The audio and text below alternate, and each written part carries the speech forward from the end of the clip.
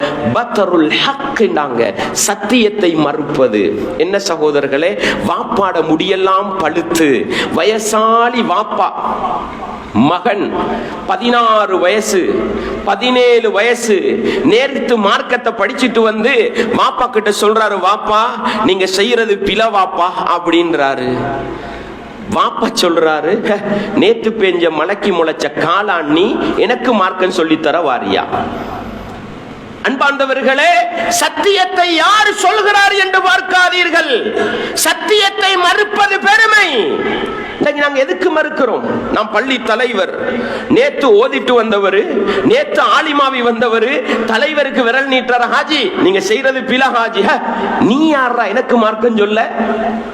அவன் சொல்வது சரியா பிழையா என்று பார்ப்பதை விட்டுவிட்டு வயசு வித்தியாசத்தை வைத்து, அந்தஸ்து வித்தியாசத்தை வைத்து, மதிப்பு வித்தியாசத்தை வைத்து, மக்கள் செல்வாக்கை வைத்து நீ யார் எனக்கு மார்க்கம் சொல்ல?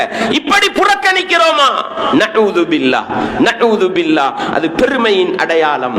மனைவி மார்க்கத்தை சொல்றார் கணவனுக்கு, கணவன் கேட்கிறார், நீ யார் எனக்கு மார்க்கம் சொல்ல? இருக்குதா இல்லையா சமூகத்துல? எங்கட வாழ்க்கையில் இப்படி நடக்குதா இல்லையா? அன்பார்ந்தவர்களே, ஒருவன் சத்தியத்தை சொல்கிறானா, ஒருவன் மார்க்கத்தை சொல்லி தருகிறானா, வயசு பார்க்காதீங்க, அந்தஸ்து பார்க்காதீங்க. அவன் நாவுல இருந்து வரக்கூடிய குர்ஆன் வசனம் சரியா பிழையா, ஹதீஸ் சரியா பிழையா, அது சத்தியமா இல்லையா, அதை பாருங்க. யாரு சொல்றான்றதற்கு பிரச்சனை இல்லை, சத்தியமா ஏற்றுக்கொள்வோம் என்ற மனநிலை இருந்தால் பெருமை இல்லை என்பதற்கு அடையாளம்.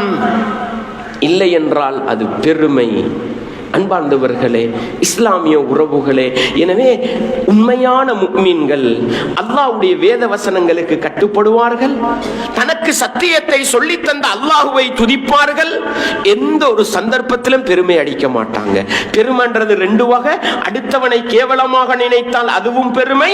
ஒருவன் சத்தியத்தை சொல்லும் பொழுதோ அந்த சத்தியத்தை இவன் யார் எனக்கு சொல்லித்தர என்று மறுத்தால் அதுவும் பெருமை.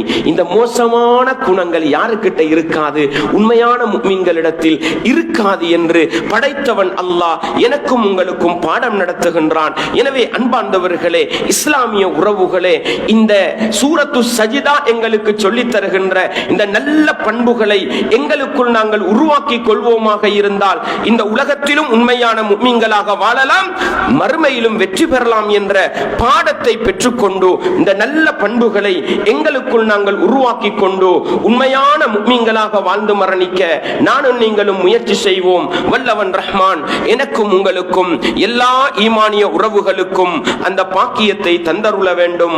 வஆகிரு தஅவானா